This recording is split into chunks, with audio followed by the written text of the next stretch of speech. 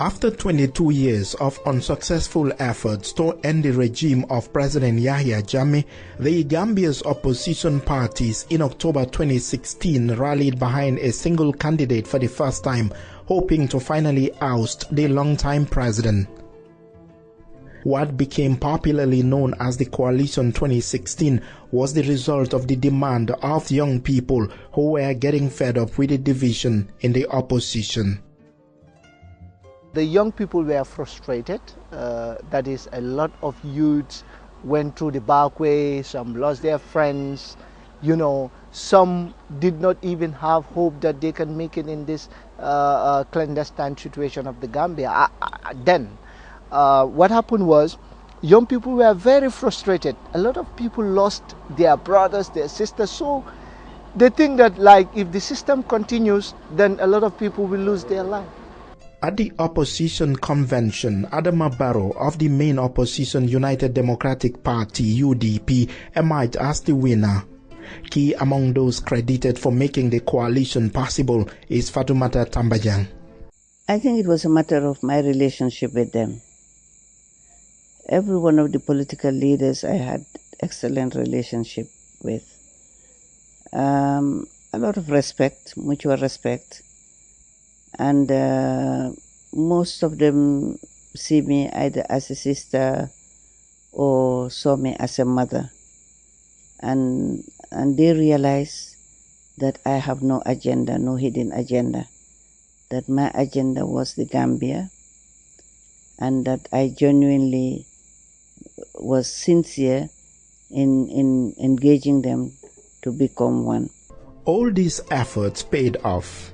On January 2nd, 2016, after the counting of votes, President Jammeh lost the election to the opposition coalition candidate Barrow. I hereby take this opportunity to congratulate Mr. Adama Barrow for his victory. It's a clear victory because our system says a simple majority. Jammeh was widely hailed both in the Gambia and across the world for conceding defeat. But some of the activists on the front line of change were suspicious of his action. I started to feel uncomfortable that he was not meeting the new government, and I felt like, this is really, really uncomfortable. I just had a feeling that he would try to do something. I didn't think he would reject the results, but I knew he was going to do something, and he did not surprise me at all. On Friday, December 9, 2016, Jammeh made a U-turn. I hereby reject the results in totality. Let me repeat, I will not accept the results based on what has happened. The country went into chaos with fear, confusion, and uncertainty looming. Tens of thousands of citizens fled the country into neighboring Senegal for safety. Tens of thousands others fled the capital Banjul and its surroundings for the rural areas.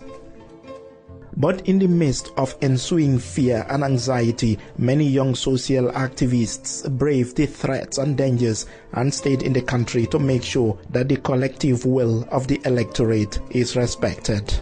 My mom was like, you have to go because you've been on Facebook, and then everybody that has been on Facebook, you're either reported or your life was in danger. So in fact, the time that he refused to go was the time that I even got the zeal to write more on Facebook. What I wanted to witness was when ECOWAS came in to gas him out. That was something that I wanted to personally witness. So I said, you know what, I'm going to risk it all for this. It would later take ECOWAS intervention for Jammeh to step down and go to Equatorial Guinea for exile. But ending his brutal rule was a process, a very long and sometimes exhausting process in a country where there was a roof of insecurity hanging over everybody's head for 2 decades. For the young social activists, the anger, frustration, and finally the guts to say enough is enough were sparked by several factors. As a young person, the environment was always tense. You could wake up today and there's something to worry about. There's a new directive.